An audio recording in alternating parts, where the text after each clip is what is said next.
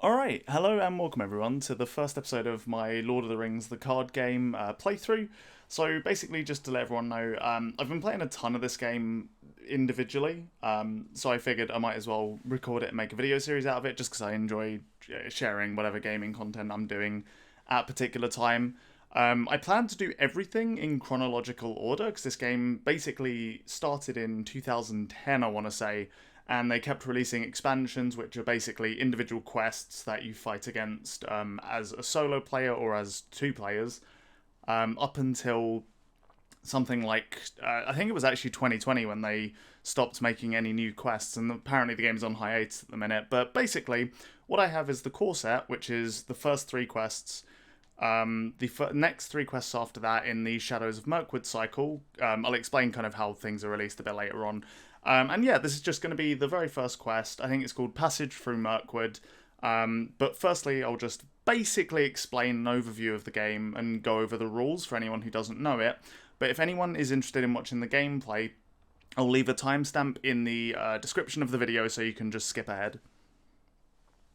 So in Lord of the Rings, the living card game, one or two players are going to be taking control of three characters from the Lord of the Rings and also control a deck representing the sphere they're in, which is kind of like colours, I guess you could think of it as. So I'm playing a purple deck, which is the leadership sphere. This is actually just the pre-con that comes in the base set. You get there's four spheres in the game, and you get a pre-con for each sphere, which is just 30 cards, and that's what I'm going to be playing for this first mission. So just quickly, for anyone who doesn't know, the hero cards are these kind of leaders, essentially, that you have from the very start of the game, and the goal is to complete the final quest card, which is over here. It's this card over here, or these cards over here, I should say.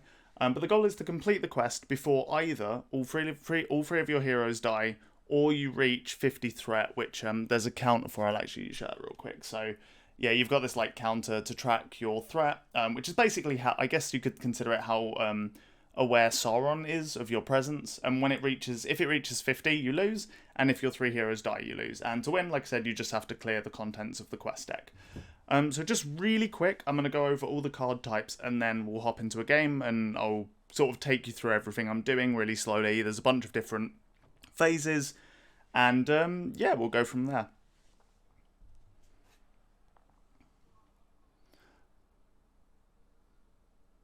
So the first card type you have is the hero, and here I've got Theodred to show you. They've all got three individual stats plus their health, and then usually they have some kind of an ability.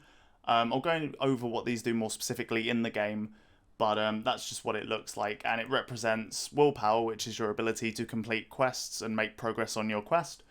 You've got attack power, so your ability to defeat stuff, and your shield, which protects your health total. So say someone attacks you for 2, this guy has 1 shield, so he'll only end up taking 1 damage as opposed to the full 2. The next card I'll go over is event cards. So these are basically one-use cards that you can use from your hand, and they do whatever they say on it, does what it says on the tin. Whatever the text is, you just complete that, and the cost is up in the top left-hand corner. Ally cards are kind of like heroes. They're just additional characters you can put onto the field to help you. They, sometimes have an ability like this guy does, and they have a bunch of stats as well, and the cost is also in the top left-hand corner as well. And then finally, for the player cards, at least as far as I'm aware, maybe there's new stuff in later expansions, but this is the third type of card. This is an attachment.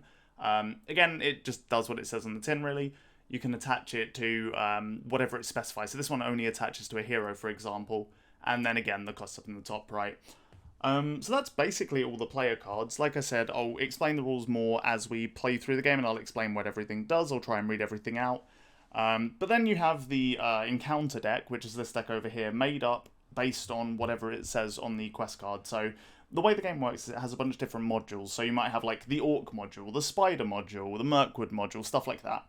And when you start a quest, you'll see on the quest card there's 3 individual symbols. I don't know if you can see that, it's not ultra clear. There's 3 symbols, and you get those 3 decks and smush them together, essentially. So that's what the quest cards do. They just tell you how to set up, and also they tell you how much progress you need to make, which is written here. So say I send a bunch of people on a quest, what I'll do is there'll be some cards in what's called the staging area, and then I have to commit heroes to a quest. And if the amount of willpower across all the characters I select for the quest exceeds the threat in the staging area, then I either make progress on the quest or I end up taking threat if it's less. But the cards that are in the encounter deck, there's basically 3 types that I've come across. I'm only going to be showing 2 because one of them is more or less when you pull it off the top, just do what it says. It's very, very simple. But you have, firstly, enemies. Enemies have a few different stats, so I'll explain what the 25 is at the top when we encounter it, because it's not super important. 2 at the top is threat. Obviously it has 2 attack in the center and then 1 shield, like same as the heroes. The only thing is basically the way it works is threat is against willpower, so the top stat of this collectively in the staging area is matched against whoever I've committed to the quest, which was their top stat. But again, I'll go over this when we're actually playing, and then, sometimes they'll have abilities. You'll notice there's a little box at the bottom that says shadow ability, and I'll explain what that is when we get to combat, but I'm not going to bother explaining that just yet. And then the other type of card you have in the encounter deck is locations. So these represent places off in the distance you can go to. They also have, as you can see, a level of threat, an amount of progress to complete them. You can only have like 1 active location at the time. Again, I'll go over this when we actually play to make it more clear.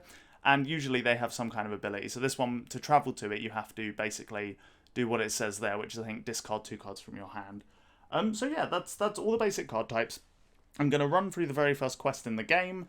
And yeah, I'm mainly for this one just looking for feedback, really. I want to know a couple things. Firstly, is it okay to just like bring cards up to the camera so they focus, or would it be better to have a edit before the video is put out where I kind of bring the cards onto the screen, just because it'll be more clear that way, but it might be, I don't know, it's going to be more effort essentially, but if it's that much better viewing wise, then please let me know. But anyway, I'm going to get set up, and then I'll pop you guys back in once I've set up, and then I'll show you how I start the game and whatnot. Okay, so all I've done is I've shuffled the player cards back into the player deck. I've put the cards that were out from the encounter deck on top of that, and I've set my starting threat. The way you set your starting threat is you get the blue number at the very top of each hero, and you total them up. So in this case, mine's 29. I don't know if you can see that super well. Maybe it is better to add the cards in an edit post. Hang on one sec. There we go. So that blue number at the top that says 9 is Glowin's starting threat, and then you just total up Aragon and Theodred's. I've got 9, 12, and 8, so that's 29 total. And then the first thing we do, before we do anything to do with setting up the encounter deck or anything like that, is we draw 6 cards, and then we can decide if we want to keep or get rid of a hand. And generally speaking, when you start, what you want to do is, I would say, look for allies generally in a starting hand, cheap allies you can play. So in this case, we've got 2 Guard of Citadels. These are pretty sick lads, honestly. They're just very, very cheap, good allies. So we'll be keeping the starting hand. We've got a couple events as well that let us draw cards. One pretty chunky lad, but honestly, I mean, he's pretty decent. Maybe a bit overpriced for what he is, but that's fine. He's just comes in the starting deck, right? So I'm going to keep this hand. I'll set up the encounter deck.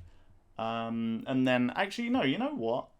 I'll probably go over the quest card first. So, essentially, we'll decide to keep our starting hand, and we've got 2 allies, a bunch of events, and an expensive ally.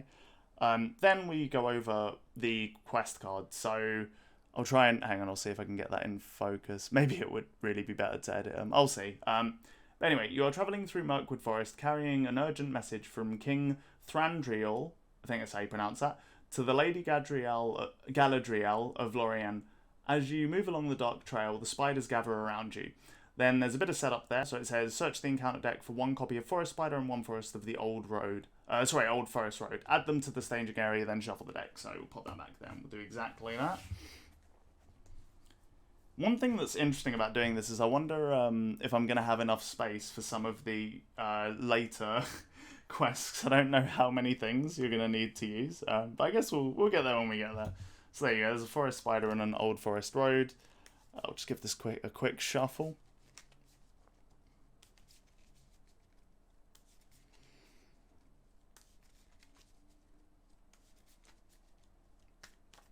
Okay, that's all good. Pop that back there. And then we flip this setup card so we can see what we actually have to do on the quest. This is supposed to be like, maybe not hidden, but you kind of, you discover what the quest requires as you sort of chug along, I guess. Or at least that's how I like to play anyway. I'm sure other people do it fairly differently.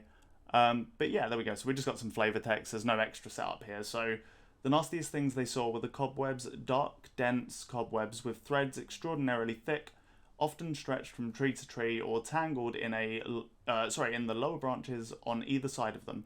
There were none. Oh god, hang on one sec. There were none stretched across the path, but whether because some magic kept it clear or for what other reason they could not guess. Oh, and that's a quote from The Hobbit. There you go. So yeah, as I was saying, we have to get 8 progress tokens on this quest to go to the second stage of the quest, which is just here. So yeah, let's just crack on. So we've decided to keep our hand. The first thing you do on every turn is all your heroes generate 1 resource. So we just pop a resource token on there, and then on the first turn, you do actually draw an extra card. You draw a card every turn, and yeah, weirdly, most card games don't do that, but yeah, you do actually draw one on the first turn of this game. So we're just going to spend 2, use Glowin and Theodred's resources to play a Guard of the Citadel. Then we go to the next phase. Firstly, the resource phase is when everyone gets a resource and we draw a card. The planning phase is the second phase in the game, and it's directly after that. You can only play allies and allies and attachments during that phase. That's the only time you can do it. So we decided to play an ally, and then we move on to the quest phase, which is when we decide who we want to commit to the quest. So I'm pretty much going to commit most of these people to the quest because Aragon has an ability, so I can spend a resource when he's committed to a quest to ready him. Basically, whenever you want to do anything in this game, whether it's attacking, defending, or going to a quest, or even usually their action as well, if they have an ability on them, you're going to be exhausting them, which means I can't do anything else for that round, essentially. So if I wanted to send the guard on a quest, I would turn him sideways like this, and that means that he's on the quest, but he wouldn't be able to attack or defend him for the rest of that turn, basically, is how it works.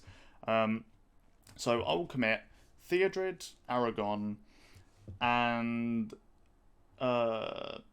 probably Glowin as well, because we're going to get to untap 2 people. I'll explain how in a sec.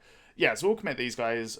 Firstly, Theodred's ability triggers. So I'm going to put basically what he does is he lets me put a resource on any hero committed to the quest. I'm going to put it on Aragon, but then I'm going to immediately spend it to ready Aragon. And then what we do is we reveal the top card of the encounter deck and add it to the staging area. And then we count up the total threat of everything in the staging area, which is 5. Forest Spider has 2, Old Forest Road has 1, and the Chieftain Uthak? Oh wow, that's a weird name. But yeah, that Chieftain has 2 as well. So that's a total of 5. We also committed 5 because our heroes have... So Theodred has 1, Aragon has 2, and Glowin has 2. So that's 5 against 5 is an even match. It's whatever, nothing happens. But then we get to... So the next phase after the questing phase is the travel phase. And we can travel to a location if there's no active location already. So we're going to travel to this Old Forest Road, and that goes over here and becomes the active location. What that means is, whenever we quest in the future, if our willpower exceeds what's over here, we have to make progress on the active location before we can make progress on the quest. So it slows things down a bit, but it also clears threat out of the staging area. It's the general use of it. But also with the Old Forest Road, it has a response. So after you travel to the Old Forest Road, you can ready one character that you control. It says the first player, and that's when you have more than one people playing, essentially. But in our case, we're playing solo, so it just means me. So I'm going to ready... I guess we'll ready Glowin and then have him block. Yeah, I think that makes the most sense. Okay, cool. Wait, no, hang on. We'll ready Glowin anyway, but I might not have him block. We'll see. But that's fine anyway. So that's the travel phase done. Next is the encounter phase. This is how enemies come down to you to start fighting. So like I said, you've got the the staging area, which is up here, which is how much stuff is like off in the distance, I guess.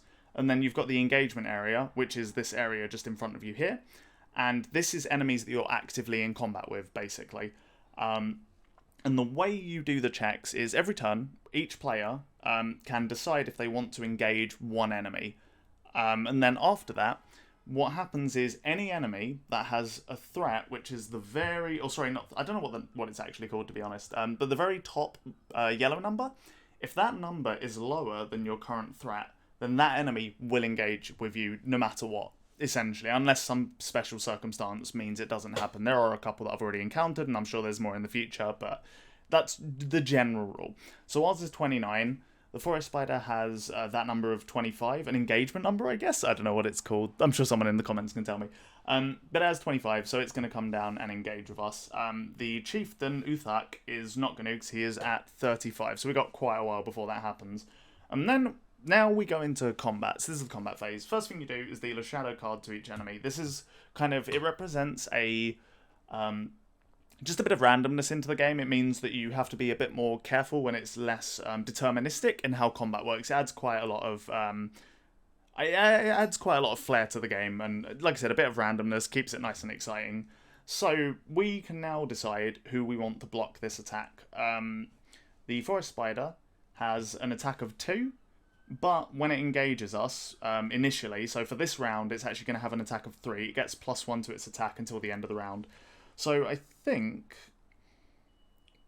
we'll block with the guard of the citadel, who will definitely die, but that's okay because then we can swing back with these two and kill it. And I think it's probably better to lose one smaller ally now, especially considering we can generate so many resources and we've cleared so much threat from the thing. Yeah, I think this is fine. We can just chump block. It's what it's called. It's called chump blocking when you just let an ally die, basically. So we've got no shadow effect, dislocation, so that doesn't have a shadow hook, so that will just go to the discard pile down here. The guard of the citadel takes 3 damage and dies. He only has 2 health and no shield. Then we'll swing back with both Aragon and Glowin, and the forest spider's also going to die, so he gets discarded too. Then the next thing is the refresh phase, so we refresh all our heroes, or actually all our characters, sorry, I should get used to saying that, because it includes all our allies as well. We take up our threat by 1. So if you if you never take threat damage from the quest, you are still kind of on a ticking time bomb, so to speak. Once you reach 50 threat, the game's over and you lose, like I said at the start. And we're on 30 now, so essentially it gives you a long time. You got like 20 turns, but you get the general idea. So that's the refresh phase done. Then we go to a new turn. So once again, just add a resource to everyone. Draw a card. We drew another card of the citadel, actually, funnily enough. And, oh, you know what? There's 3 gods of the Citadel in this deck. I never realised that, funnily enough. We'll probably just, honestly, actually, we'll play both gods.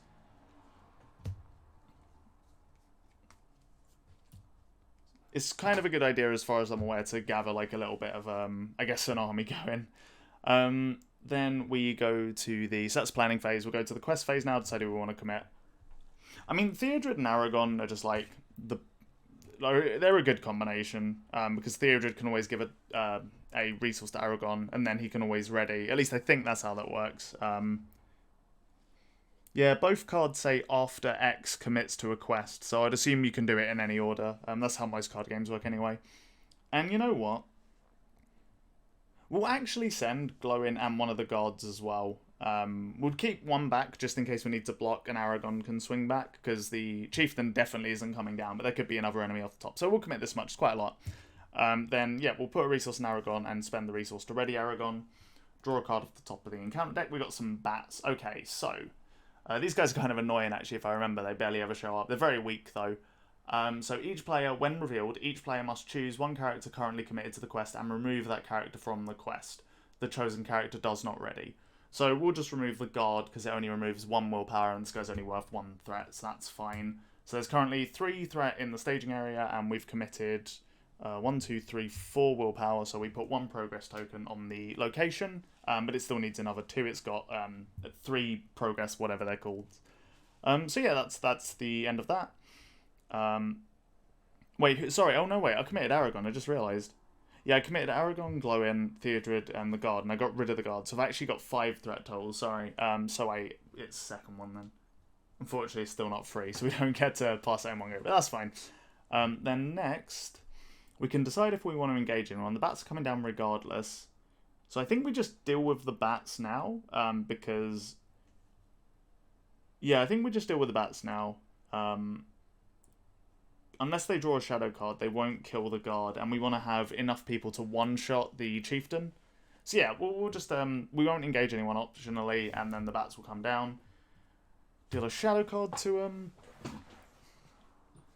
I'm just the only thing I'm wondering is if it's better to let the guard live, block with Aragon, and then just get 1 damage on it. It means it'll get 2 attacks in, which is kind of annoying, but also we'll have more stuff, so it's maybe not as big of an... You know what, actually?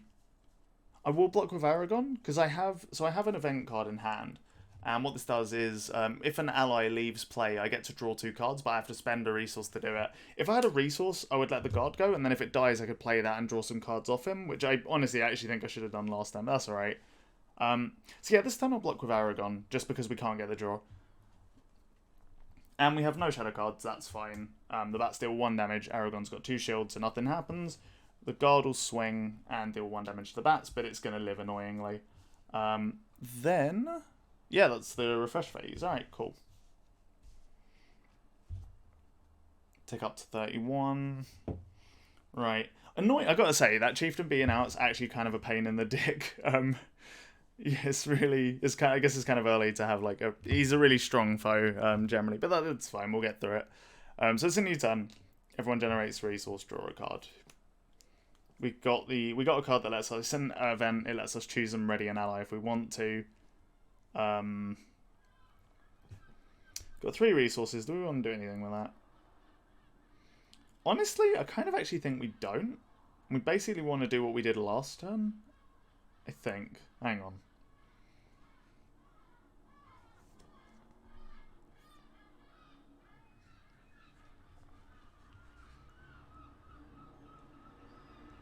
Oh my god, you can hear the seagulls are going fucking crazy outside. It's not good for thinking, I gotta say. But alright, I think we're just gonna save our resources this turn, actually. Yeah, alright, let's try it. So, we'll go to the quest phase, commit Theodred, Aragon. I think we'll just commit another guard and not Glowin this turn. Yeah, I think I'm happy with this. So Theodred's gonna put a resource on Aragon. Is Aragon gonna ready? We've only got 4 willpower, actually. You know what? Hang on, no. We'll send Glowin, keep the guard back, but we'll still do the same thing. So we'll put a resource in Aragon, and then ready Aragon by spending it. Yeah, so we've got 5 total. Hopefully we'll make some progress. Oh, fuck, alright. So, this is one of the cards that I didn't show you at the start. So this is called a Treachery card, and basically when it's revealed, it just does a thing. In the case of this card, it's called Caught in the Web, so it just represents someone getting entangled, I guess. And we have to attach this to a hero, and that hero can then not ready unless we spend 2 resources during the refresh phase. If that sounded confusing, I'll explain it. Don't worry when we get there. But that's kind of a pain in the ass. I think I'm going to chuck that on Glowin. Because he, in a way, has the least utility when it comes to... Yeah, I think he just has the least utility. Aragon has the most stats, and Theodred generates resources, which is really good. So yeah, we'll chuck that on Glowin. But, fortunately, Treacheries don't add any threat to the staging area, so we have 5 versus 2 this time, which means we complete this location using 1, and then 2 of it carries over to the quest. So we chucked 2 on that, and now we need to put another 6 on it to pass 6. It's 8, but we're making progress at least. This is something. Then the engagement phase. I'm not going to engage a chieftain for the same reasoning as last time, and we'll just block with Aragon. Deal a shadow card to this guy. It gets +1 attack. Aragon's got 2 shield. This 2 attack total, so it's fine. It does nothing. And we'll swing with both or one of the guards. It doesn't really matter. Bats die. And yeah, we get to go to the end of our turn. So we refresh everyone except for Glowin. So the way this works is if I had 2 resources on Glowin, I could then decide if I wanted to ready Glowin by spending them. But in this case, I'm actually not going to... Well, I can't. That's what it boils down to. I actually can't. I just realised he doesn't have 2 resources on him. So everyone readies up. We increase our threat by 1. And, yeah. Draw a card. Put an extra resource on everyone. Should maybe put the resources in a slightly less awkward place. It's like just behind the mic. So it's just a little unfortunate. That's fine. Okay. Do we want to play any allies or enchantments? Or sorry, attachments. So used to playing Magic the Gathering, that's my issue. For the record, we drew 4 Gondor, which is it just pumps everyone. It gives everyone +1 attack, and every Gondor character gets +1 to defense as well. Don't think we have. Oh, we have 2 Gondors of the Citadel, so I guess our allies are Gondor, but nothing else is. So that's okay, and it costs 2 resources. It's pretty decent when you need to like womp someone like the Chieftain. So it's you know, we can potentially use it, but we've got a few turns before he's even coming down, so that's fine. I think I'm just gonna spend every resource and play our chunky lad. Yeah, I think that's all we're going to do for this planning phase. Yeah, that seems fine. I mean, it's all our resources anyway. We can't do anything else thinking about it. Cool. Okay, so let's commit some people to questing. Okay, honestly, I'm not really too worried about anything at the minute. So I think we're going to commit Aragon Theodred again. Commit the regular guy. Not regular guy. Commit the chunky boy. There we go. And one of the regular guys. Put a resource on Aragon, but this time we're not going to ready him, actually. I think I'd rather just start stacking some resources. So that's like 1, 2, 3, 4, 5, 6. Yeah, that should be pretty good, actually. So we got location. We got Mountains of Mirkwood. It's got 2 threat. We had 6 committed, so we make another 2 progress on the quest. Okay, so if we travel to that to remove it, we have to add the top card of the encounter deck to the staging area. I think that's probably worth it, to be honest. Yeah, you generally don't want stuff stacking up, so yeah, let's do that. I think that's going to be worth it. Okay, this is actually a massive pain in the dick. So this is another treachery. When this is revealed, the first player, each player actually, in this case is just me. Either way, it would just be me, but that's fine. Discards all event cards in hand. So that's actually pretty savage, because we had a lot of event cards, and they would have all let us draw. In fact, that's everything but the Son of Vanor. That's pretty brutal. Alright, fair enough. 5 cards just destroyed. But at the same time, we make hella progress. We committed 1, 2, 3, 4, 5, 6. There's only 2 in the staging area. Oh, wait, no, hang on. Sorry, that was the travel there. No, we didn't. Yeah, that was... yeah, sorry, I'm getting confused. It's fine. Then we go... Okay, so now we go to the encounter phase. Still not going to encounter the Chieftain, so we just go straight to the refresh phase. Everyone refreshes. Take this up by 1. And generate resources. And then draw a card. Oh, okay, we've got a really good card, actually. We've got Faramir, who is a very good quester. In fact, actually, I'm definitely going to play him, so I'll just spend all 4 and play Faramir. This is going to get a bit cramped, by the way. I don't know the best way to lay this out. I'm sure I'll work it out as I go. But when you have, like, a ton of allies, it's going to get a bit cramped, and I've only got, like, a little webcam to shoot this with. Hopefully this is okay, or at least marginally watchable, I guess. Anyway, so I should probably explain what Faramir does. So he costs 4 resources, as you can see in the top. He's got pretty good stats. So he has a willpower of 2, attack of 1, block of 2, which is very good for an ally, 3 health, which isn't, it's fine, it's whatever.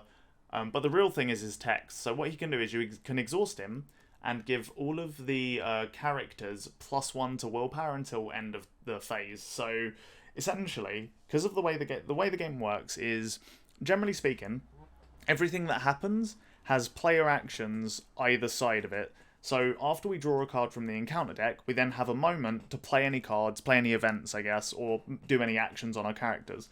So what we can do is we can commit a bunch of people to the quest, reveal the top card from the encounter deck, and then we can decide whether we want to use Faramir to add 1 willpower to everyone based on whatever we draw, right? So that's actually basically exactly what we're going to do.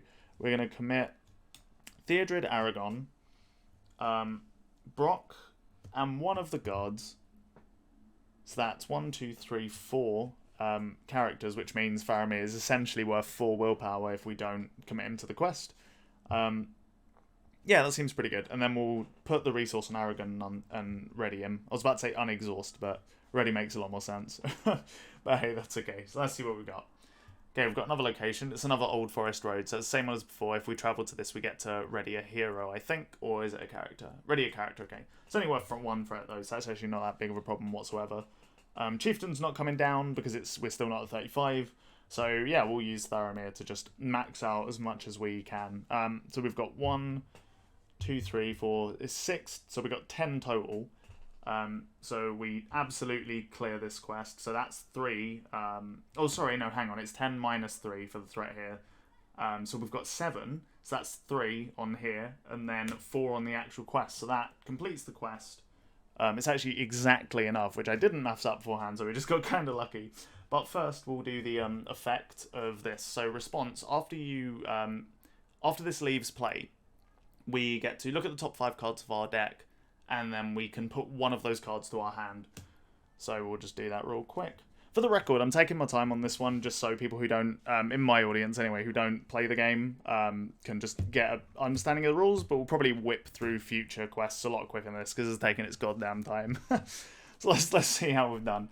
We've got another Faramir, but one other thing. When you see the little circle next to the name, that means unique. So I can't have 2 Faramirs on the board because there's only 1 Faramir that exists, right? I actually have no idea who he is. It's probably some random character from Tolkien. There's a shit ton of them. Okay, so we've got a scout who is pretty good. He essentially is a super cheap ally. Basically a chump blocker. He can just block and attack, but his main thing is he gets to put a progress token on one of the locations as he comes in, which is pretty good. Faramir, I've already explained. Son of Anor is just he hits people for 2. That's what he does. This is his function. Steward of Gondor, this is an attachment you guys haven't seen. Basically, attach it to a hero, then you can exhaust the Steward of Gondor to add 2 resources to the attached hero's pool. It's really powerful, so we're definitely going to take that. And then there's Follow Gondor again. So we'll take Steward of Gondor, add that to our hand, and then shuffle the rest back into the deck. Man, this deck's getting pretty thin, actually. Didn't realise we'd drawn that many cards.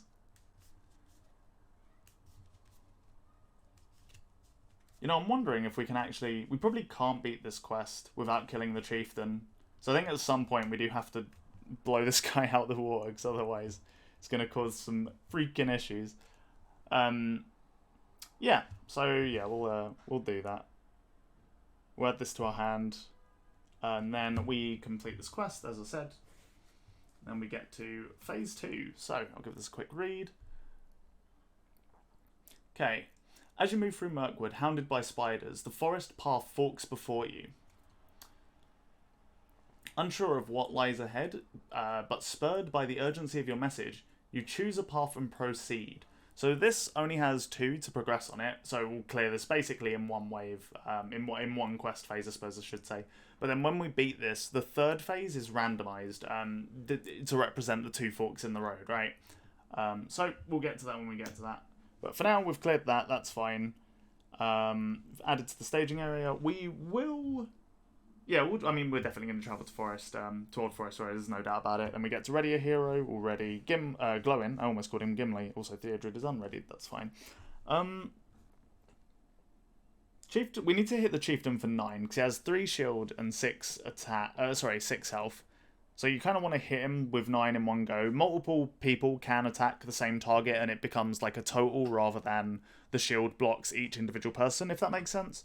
So if I attack with both Glowin and Aragon, I hit with a value of 5 as opposed to a value of 3, then a value of 2, if that makes sense. I'm sure it does. You guys are smart, probably.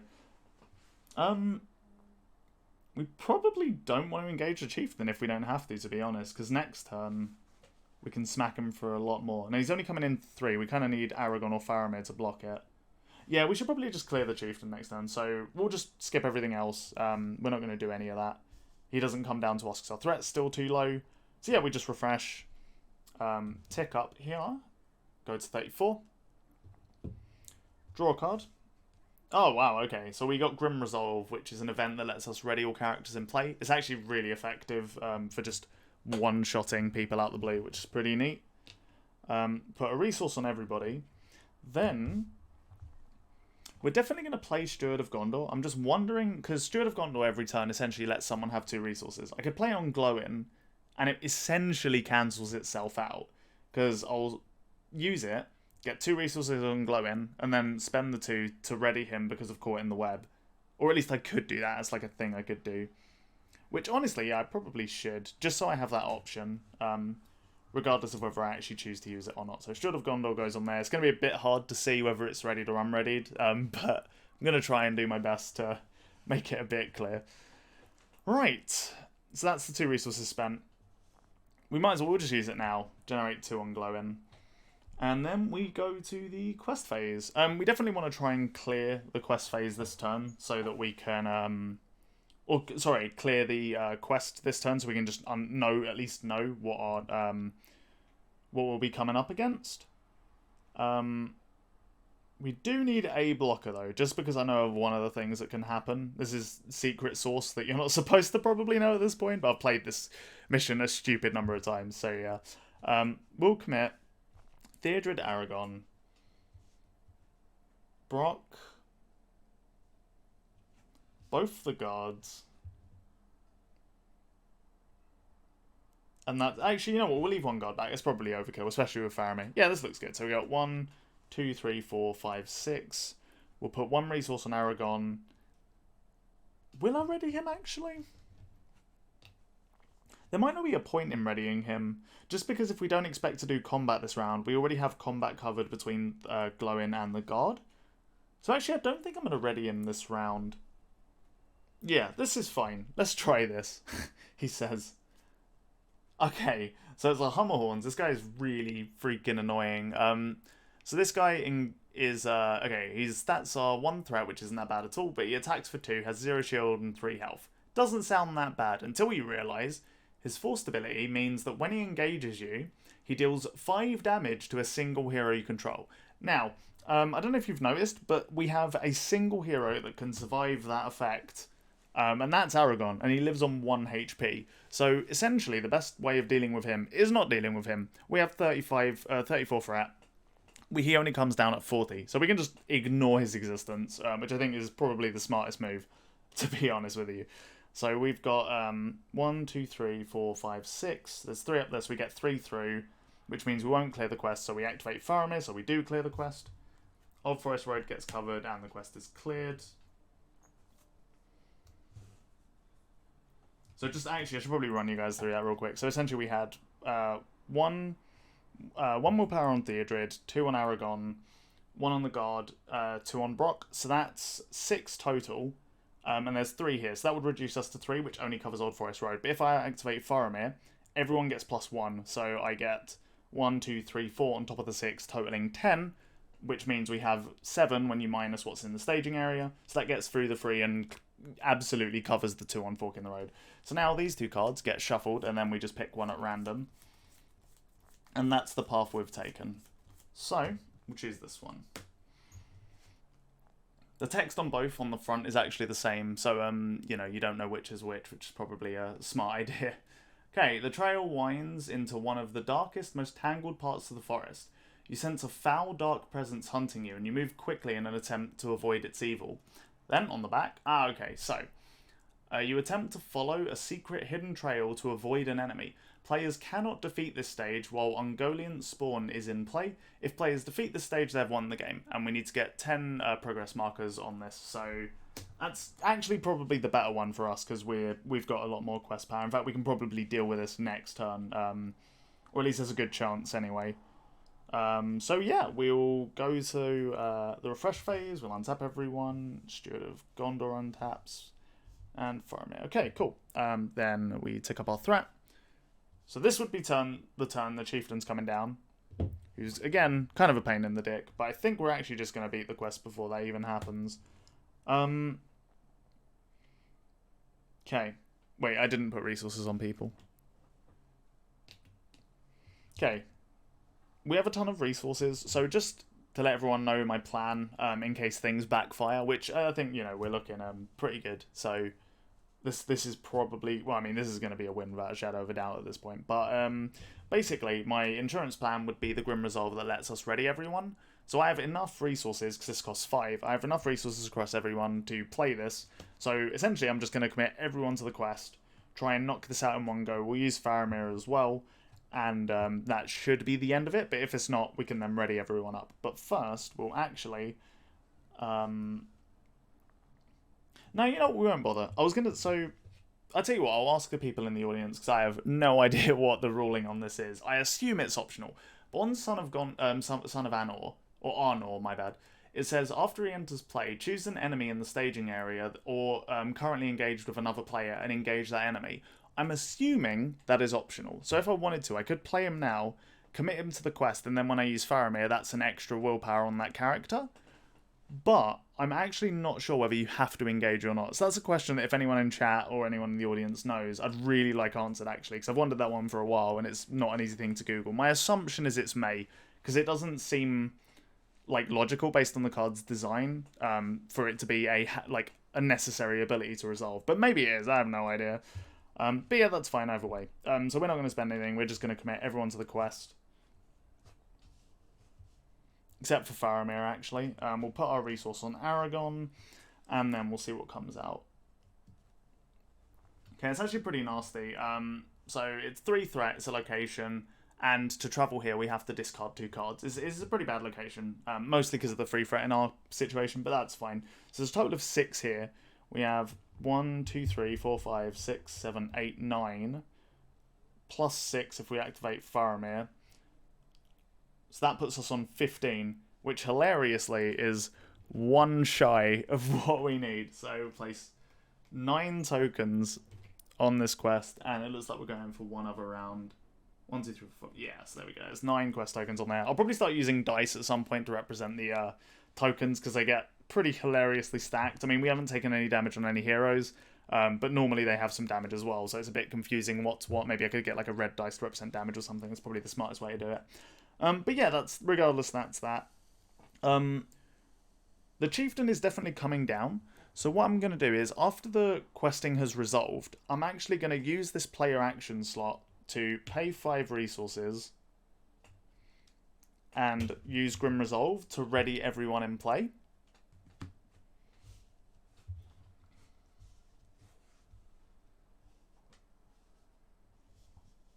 Then, oh, actually, no, that's probably, no, I won't do that, actually, that's fine. Then we're going to travel to the Necromancer's Pass and discard both our cards. So we had a Sneak Attack, which is a really sick card. I'll explain what that does at a later point, because it's really cool and it's kind of cheesy.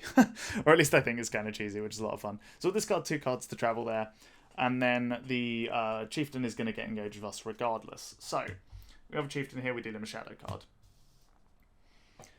Okay, we're going to block. He's only coming in with 3, but every time he attacks, we place a resource token on him, and then every time after that he attacks, it's +2. So he's coming in for 5 next turn, then the turn after is 7. It gets pretty out of control pretty quickly. So we want to kill him in 1 turn. So we just need to make sure we have 9 damage for the crack back, essentially. So we have 4 here, 7, 9. So these characters, these 4, will kill him. So we can actually just block with... We could chump block with a guard, but you know what? Let's block with Faramir because he has 2 shield and probably won't die. Okay, the Shadow card does nothing. It's a when revealed, so that's fine. So Faramir just takes the damage because the Chieftain is coming in for 3 and he has 2 shields, takes damage. Then on the crack back, we swing in with all these guys and the Chieftain gets blown out of the water. Okay, so that's the end of that turn. Go to the refresh phase. Oh, hang on, you know what? At the end of the combat phase, I can take a player action. So I'll activate Steward of Gondor to put two on Glow-In, but then I'm going to spend them immediately to refresh him via Caught in the Web. Okay. Take up a threat. Generate a resource on everybody. And draw a card. So we got 4 Gondor, which is kind of hilarious. Could have used that against the Chieftain. Not that it really mattered. But that's all right. Anyway, so now we need to actually get through the 2 here before we can finish the quest. So we need to get 3 more willpower than there is in the staging area. Shouldn't be a problem, but that's fine. So we're just going to do the same as last time. We're just going to literally commit everyone. So there really is no reason not to. Put a resource on Aragon and then spend it to ready him. Yeah, let's go. Let's have a look. Okay, it's a 2 threat location. It's the same one as before, the Mountains of Mirkwood, where if we want to travel to it, we have to add to it. But that's fine. We don't need to do that. We have almost definitely more than enough. There's 3 threat there. We have 1, 2, 3, 4, 5, 6, 7, 8, 9. So we get 6 through, even without using Faramir. Yeah, we've covered it. So yeah, that means we put two on here out of the 6. And we have 4 left, which is more than enough to cover this. So yeah, we've done it, and we have won the game, and that's how you play it. That's the first quest. Yeah. So just to explain a couple things for the next one, the second quest in the core set is actually significantly tougher. This is basically a tutorial mission. So what I'm going to do is off screen, I'm going to build a deck. All the decks I build are going to be tournament legal. And I'm also only going to be using cards that were released up until the point of that quest. So, for example, in the way the game works, the way the game is sold, is that you have individual quests that are kind of sold to you, there's like deluxe expansions, which is the start of what's called a cycle. It's essentially the start of a story. But each of those have new player cards that get added to the pool. But because I'm playing it chronologically, what I'd like to do is only use cards that were available at the time the quest was released. So for the next quest, I'm only going to be using core cards. And for the Escape of Dol Guldur, I think it's called. I probably can't pronounce it, but that's fine. I'm going to be doing the same thing. I'm only going to be using core set cards, player cards anyway, which solo is actually a goddamn nightmare. I have already beaten it, but it took me like 10 attempts, and I'm going to try and do it on camera, see if we can get a win, which I think will be hilarious and perhaps entertaining. We'll see. You guys can all roast my deck building or whatever, but we'll see how it goes. I think I've got a good enough strategy for it that we'll be able to get an attempt through, but that's all future stuff. So yeah, next one will be we'll be fighting some hill trolls. Hope you enjoyed the video. I know this one was a bit long, like I said. The next lot will be hopefully a lot shorter, because I'll whiz through things a bit quicker. And really do tell me if you think it's a good idea for me to just have the cards edited into the video so they're much clearer on screen rather than like bringing everything up and trying to have it focus, because I know that might be a bit funny on your eyes when everything's still, like, you know, I know when you bring a card down, everything's out of focus and it refocuses. If that's more annoying than just having a card on screen, I'll do it. It's just unfortunately that's more effort for me. But yeah, if you like the video, make sure to let me know, and I'm really excited to play through this game on camera because, like I said, I've been having a ton of fun with it. I've actually already done everything I have, so I've played and beaten all the core box quests. I've played and beaten the Hunt for Gollum. I forget the one after that is called Conflict at Karak, I think, and Journey to Rosgul, something like that. I can't remember how you pronounce it, but Journey to Somewhere Where You Defend the Needle. Those 3 quests I have, which are the first 3 of the Shadows of Mirkwood cycle, and that's so for anyone who doesn't know, those 3 are the 3 that were released directly after the core set, which is why I bought them then, and they tell a story. Each of them are bought individually, but each quest kind of ties into the next in some way. It's usually fairly like thematic stuff like, you know, delivering a message to Lady Galadriel. It's usually like stuff like that to just give some context as to what you're doing, but they do get pretty creative with the design, and I'm very excited to move past this cycle, because from what I've heard, this cycle is the least interesting in terms of design and the least liked, although the core mechanics are still so fun that I enjoyed playing through them. But yeah, that's pretty much all the information that I need to give, I think, in terms of what I want to do, how I want to do it, and why. So yeah, hopefully this series will go on for probably like a couple years, I would imagine, and hopefully by the end of it we'd have played and beaten everything. I'd also like to do some other extra content, but I'm not quite sure what yet. I'd like to do challenge runs, like perhaps stuff that's really like maybe like if you have a certain quest that's quite difficult solo with a certain deck. I think those types of things could be fun if there's any in the community that are sort of notorious. Or maybe even if there's just like some really memey decks or kind of like stupid decks to play, it could be fun to do that. The other thing is I could also live stream those ones that are kind of the side content to the main series, which is just going to be playing through these quests. But yeah, I think that's pretty much everything. If you've watched this far, thank you so much. I hope it wasn't too scuffed and my voice isn't too annoying. I think it's gone okay. I very rarely do these kind of like off the dome recorded things. Generally I'm live streaming and bouncing off chat, or I have like a very strict script to stick to. So I hope this was okay. I hope it was at least somewhat entertaining or interesting in some way. I'll try to be less dry in the next few episodes, because I know just hearing someone very, very blandly stating exactly what they're doing probably isn't the most fun thing in the world, but at the same time, I kind of need to explain the rules so the people that watch, you know, my very small, like, live streamed audience actually know what's happening. So I know a couple want to watch it. They can, if they want to know the rules more deeply or understand cards and whatnot, then go and, look up the cards and look up the rules yourself. It's not that long to learn, honestly. I think probably the most nuanced thing is just when player actions happen, which is in this book here. So you can see all the phases. I just had it on the side to so I could refer back to it just in case. But it was fine. I mostly remember all this stuff at this point. But wherever you see a green slot, even if it doesn't say player actions, you can do player actions freely on those slots, essentially. Which is only really relevant, I think, during the combat phase, because it's the only one that doesn't explicitly state exactly where the player actions are. It's just like a bunch of green boxes and it says like attacks happen, but essentially you can take actions freely in between attacks and between attacks and blocking and all that kind of stuff. So yeah, but yeah, like I said, that's everything. I've really enjoyed this. I'll hope to get some feedback before the next episode is out, but I'll probably record the next one pretty soon, actually. Maybe even now. I mean, we'll see. I don't know. But I know exactly what deck I'm going to go with for the next 2 quests. I think I've got a pretty decent one from Escape from Dol Guldir. God, that is an awkward pronunciation. But yeah, cheers for watching, everyone. It's been really fun, and hopefully I'll see you around, alright?